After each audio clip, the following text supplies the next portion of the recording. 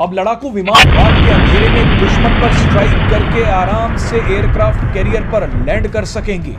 यानी समुद्र के बीच रात के अंधेरे में भारत का लड़ाकू विमान भारतीय एयरक्राफ्ट कैरियर पर आराम से उतर गया। भारतीय सेना ने हाल ही में 2 बड़े धमाके किए हैं। ये सब कुछ पाकिस्तान की सीमा के पास हुआ है। सबसे पहले आपको दिखाएंगे कि कैसे पहली बार रात के अंधेरे में भारत ने स्वदेशी एयरक्राफ्ट कैरियर आईएनएस विक्रांत पर लड़ाकू विमान उतार दिया। उसके बाद आपको दिखाएंगे कि भारतीय जवानों ने पाकिस्तान की सीमा के पास आसमान से छलांग क्यों लगा दी। सबसे पहले बात सबसे धमाकेदार तस्वीर की। भारत ने बड़ी ही खामोशी के साथ रात के अंधेरे में एक बड़ी सफलता हासिल कर ली है। भारतीय नौसेना के एयरक्राफ्ट कैरियर आईएनएस विक्रांत पर मिग-29 के फाइटर जेट की रात में पहली बार लैंडिंग कराई गई है। यानी समुद्र के बीच रात के अंधेरे में भारत का लड़ाकू विमान भारतीय एयरक्राफ्ट कैरियर पर आराम से उतर गया। यह एक बहुत बड़ी सफलता है। मिग लड़ाकू विमान की नाइट लैंडिंग तब कराई गई जब आईएनएस विक्रांत अरब सागर में था, यानी पाकिस्तान से ज्यादा दूर नहीं था। रात में लड़ाकू विमानों को एयरक्राफ्ट कैरियर पर उतारना आसान काम नहीं है। भारत ने इस सफल परीक्षण को ऐतिहासिक पल बताया है।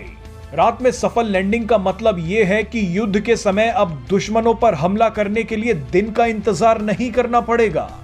अब लड़ाकू विमान रात के अंधेरे में दुश्मन पर स्ट्राइक करके आराम से एयरक्राफ्ट कैरियर पर लैंड कर सकेंगे। अब आपको दूसरी तस्वीर दिखाते हैं।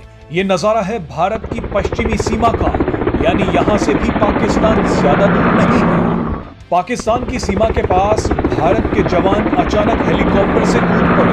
भारतीय जवानों की ये धमाकेदार तस्वीरें पाकिस्तान की नींद उड़ाने के लिए काफी है। जिस समय भारतीय जवान लड़ाकू हेलीकॉप्टर से कूद रहे थे, उसके तुरंत बाद ही पाकिस्तान की सीमा के पास भारत का चिनूक हेलीकॉप्टर भी आ गया।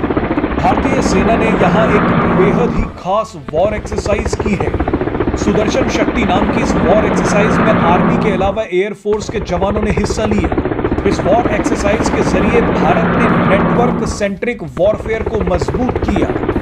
नेटवर्क सेंट्रिक वॉरफेयर यानी दुश्मन पर हमला करने से पहले सेना के अलग अलग अंगों में सही कोऑर्डिनेशन हो, आर्मी और एयरफोर्स सही तरीके से एक दूसरे को मैसेज भेज पाएं।